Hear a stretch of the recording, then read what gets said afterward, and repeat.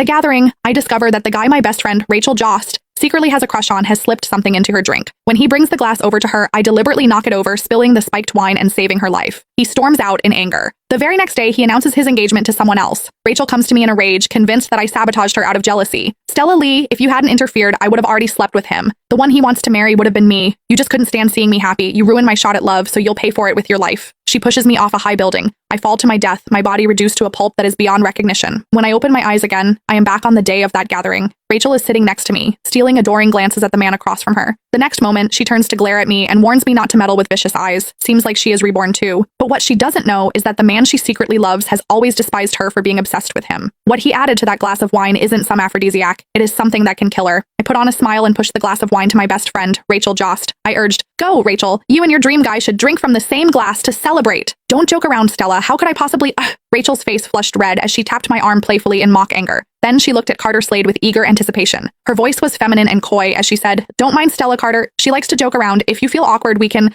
just clink glasses." Upon hearing that, Carter finally looked up and shot me a cold glance. When he spoke, his tone was laced with mockery. "You sure know how to liven up the atmosphere, Stella Lee." I found his response amusing. In my previous life, he had been exactly like this. Even though he loathed Rachel to the core, he didn't dare show it openly as he was wary of the Jost family's power and influence. So he staged this so-called gathering today to shift all of Rachel's attention onto me. In my past life, I knocked over that spiked glass of wine to save Rachel. I saved her life, only to be killed by her in return. After I died, I saw Carter standing in the shadows on the rooftop. He called the police excitedly. "Hello, police! There's been a murder!" He reported Rachel and had her sentenced to life while keeping his own hands completely clean. Now that I'd been given a second chance at life, I wouldn't let either of these lunatics with their hidden agendas get away this time. Since it's a celebration, let's not spoil the mood. Carter's voice pulled me back to the present. I watched as he picked up the wine bottle, the very one he had tampered with, and poured a glass. Then he pushed it toward me. The dark red liquid swirled in the glass. To me, it was like a venomous snake flicking its tongue. "Stella is our guest. You should have the first toast," Carter said. As I stared at the glass in front of me, my heart jolted with fear. Carter was a suspicious man. My unusual behavior just now had put him on guard, so he was testing me. He wanted to gauge whether I had seen him spike the drink or if I was just pretending to be clueless. My life was on the line. I had seen with my own eyes that he had tampered with the wine. If I drank it, whether I lived or died would be entirely up to fate. But if I didn't drink, Rachel would take all her frustration from this failed date out on me. It seemed that only death awaited me either way. "What? Are you going to reject my kind offer?" Carter asked with a raised brow.